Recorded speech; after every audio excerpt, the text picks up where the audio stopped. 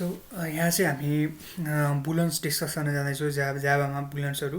अनि बुलन्स भनेको के हो भन्दाखेरि चाहिँ हामीले चाहिँ प्रोग्रामिङहरू गर्दाखेरि अथवा चाहिँ हामीले चाहिँ भनौँ न कामहरू गर्दाखेरि चाहिँ हामीलाई चाहिँ कहिलेकाहीँ एस नो टाइपको अन अफ टाइपको ट्रु फल्स टाइपको होइन यस्तो खालको फ्ल्यागहरू अथवा यस्तो खालको भ्यालुजहरू चाहिँ चाहिरहेको हुन्छ। अब यस्तो खालको भ्यालुहरू राख्नलाई चाहिँ के डाटा टाइप युज गर्छौँ भन्दाखेरि बुलन डाटा टाइप युज गर्छौँ होइन। जस्तो यी जाभा फन भनेर मैले ट्रु डिफाइन गरेँ, बुलन यसको डेटा टाइप बुलन भयो, अब ट्रु भयो। आइदर यो अब के हुनसक्छ भन्दाखेरि यसलाई अहिले रन गऱ्यो भने यसले ट्रु रिटर्न गर्छ, किन भन्दा ट्रु एसाइन गरेको छ। अब मैले फल्स राखेँ भने फल्स रिटर्न गर्ने भयो यसले होइन। तर यहाँनिर मैले अरू भ्यालु राखेँ भने समथिङ यस्तो खालको भ्यालु राखेँ भने रिटर्न गर्ला कि नगर्ला भन्दा गर्दैन। किन गर्दैन भन्दाखेरि क्यानट कन्भर्ट स्ट्रिङ टु बुलन भनेको यसमा आइदर ट्रु अर फल्स मात्रै हुने भयो भनेपछि डेटा टाइपले यसरी फरक पार्छ है। यसरी फरक पार्छ र यस्तो खालको भ्यालुहरू युज गर्नको लागि चाहिँ हामीले के गर्छौँ भन्दाखेरि बुलन युज गर्छौँ। अब हाम्रो बुलन अर्को बेला यस्तो खालको भ्यालुहरू स्टोर गर्नु त हुने रहेछ। अर्को बेला कुन बेला चाहिँ युज हुन्छ भन्दाखेरि यो बुलन एक्सप्रेसनहरू है। जस्तो बुलन भ्यालु रिटर्न गर्नलाई कुनै पनि फङ्सनले अथवा कुनै मेथडले चाहिँ बुलन भ्यालुहरू रिटर्न गर्नलाई अथवा चाहिँ हामी अहिले कन्डिसन हेर्छौँ एकछिनपछि। अनि त्यो कन्डिसनको कुराहरूलाई चाहिँ भनौँ न हामीले चाहिँ कन्डिसन एक्जिक्युट गर्नु पऱ्यो अनि कन्डिसन चेक गर्नु पऱ्यो भने त्यस्तो बेलामा चाहिँ अहिले ट्रु हो कि फल्स हो कि फल्स भयो के गर्ने ट्रु भएको के गर्ने भन्ने कुराहरू चेक गर्नलाई चाहिँ हामी बुलन एक्सप्रेसनहरू गर्छौँ। जस्तो हामीले लजिकल अपरेटरहरू पढेका थियौँ। अब लजिकल अपरेटरहरू हेरेका थियौँ त्यसमा जस्तो यहाँनिर मैले दुईवटा भ्यालु राखेँ, यसलाई गरौँ होइन।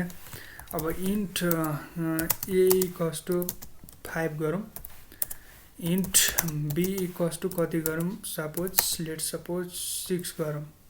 अब यसलाई चाहिँ कम्पेयर गरौँ है त। यसलाई कम्पेयर गरौँ एज के भन्नु पऱ्यो ल एज ग्रेटर देन बी भनेर राखिदियौँ है त। एज ग्रेटर देन बी भनेर राखिदियौँ। यो राखिसकेपछि अब यसलाई एक्जिक्युट गरौँ के भयो फल्स रिटर्न गर्यो भनेपछि के गर्यो भन्दाखेरि यहाँनिर चाहिँ कुनै पनि भनौँ न दुईवटा एक्सप्रेसनहरूलाई चाहिँ कम्पेयर गरेर भनौँ न कम्पेरिजन अपरेटरहरू युज गऱ्यौँ। कम्पेरिजन अपरेटर युज गरिसकेपछि अहिले मैले लजिकल अपरेटर भनेको छु, यहाँनिर चाहिँ कम्पेरिजन अपरेटर है। त्यो उसको केसमा नि हुन्छ। जस्तो लजिकल अपरेटर भनेको जस्तो यो केसमा नि हुन्छ है त।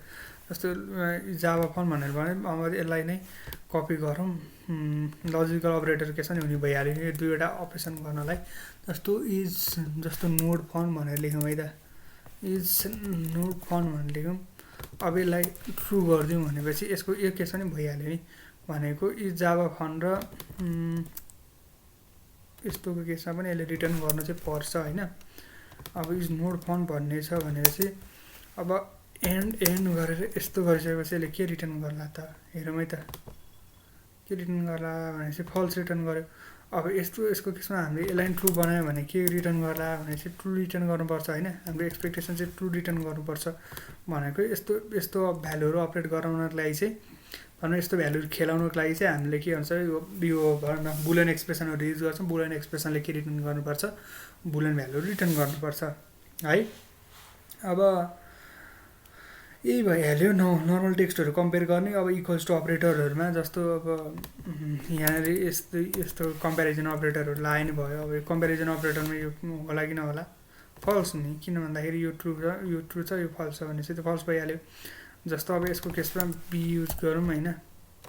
ए कस्तो डेटा टाइप डिफ्रेन्ट भएको केस त कम्पेयर गर्नै मिल्दैन, डाटा टाइप एउटै हुनु पऱ्यो कम्पेयर गर्नलाई भनेपछि के भयो फल्स भयो। अब यहाँनिर हामीले 6 बनाइदिउँ भने के हुनुपर्छ ट्रु हुनुपर्छ, हेरौँ है त ट्रु भयो है।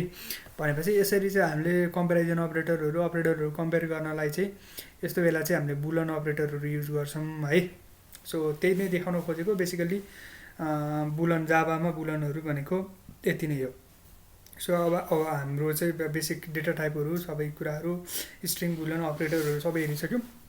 नेक्स्ट भनेको चाहिँ अब हामी चाहिँ यो कन्डिसनल्सहरूमा जान्छौँ भनेको इफ इल्समा स्विच लुपहरूमा जान्छौँ त्यसपछि ओके सी यू